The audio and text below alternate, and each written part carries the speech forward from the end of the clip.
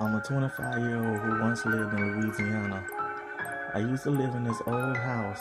By old, I mean the house paint was falling off and the shingles were rotting. But that was the only house I could afford at the time, so I had to make it work. I'm not gonna lie, the house needed a lot of work done to it, but that wasn't gonna stop me from living there. At least that's what I said before I saw that thing. The thing that I saw in the house was terrifying. I don't want anyone to ever experience this type of fear. The first time I saw it, it had these long fingers. The nails looked as though they was sharper than razor blades. The body was tall and slender, and the head was long and narrow, with a gaping mouth. When I saw that thing, I froze and I couldn't move. But then I did something stupid, something that I regretted to this day. I flipped on the light, and out of nowhere, the thing leaped out at me.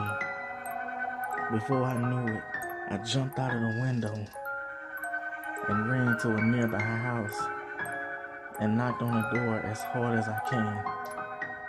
There was a tall man who answered the door. I told him what happened, and he followed me to my house with the shotgun. We looked everywhere, but we couldn't find it nowhere.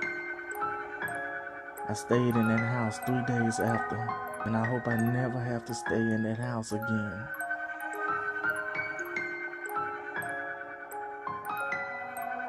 There was this old lady who used to live down the street from me. I always thought she was kind of creepy, because every time I passed by her house, I would speak to her, and she always grinned and smiled without saying a thing. So I just brushed it off as though it was nothing. But one night I decided to go out with a few of my friends and just clown around, pulling pranks on the locals. Just simple pranks like throwing eggs on the neighbors' houses and toilet papering the trees. Also ringing the doorbell and running away before someone came to check. You know, something simple. After doing this, one of my friends decided to prank the old lady down the street.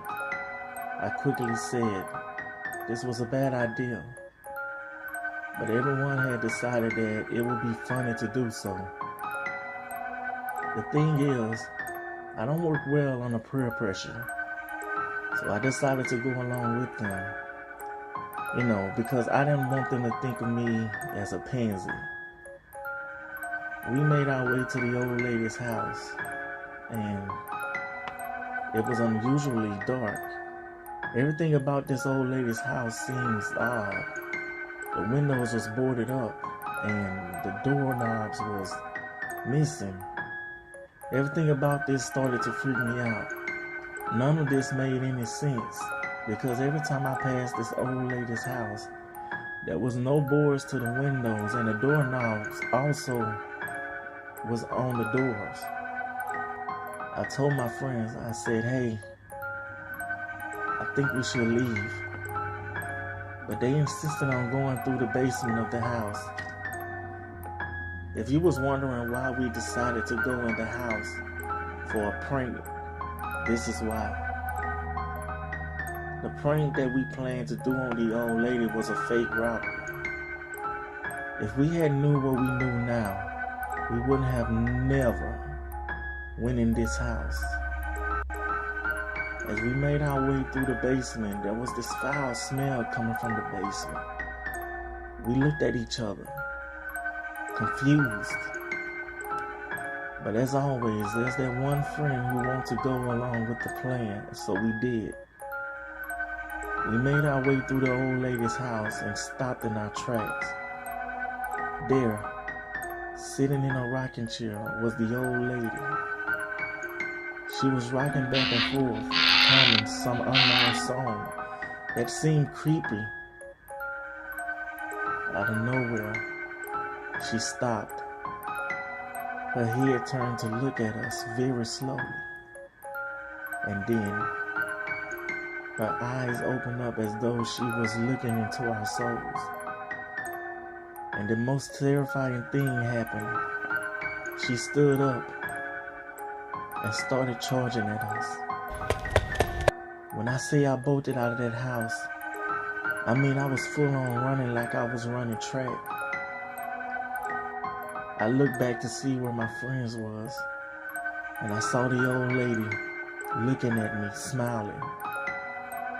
Then she disappeared in the darkness of the house. After that incident, I never saw the old lady again. And Lord knows, I hope I never have to see that creepy smile again.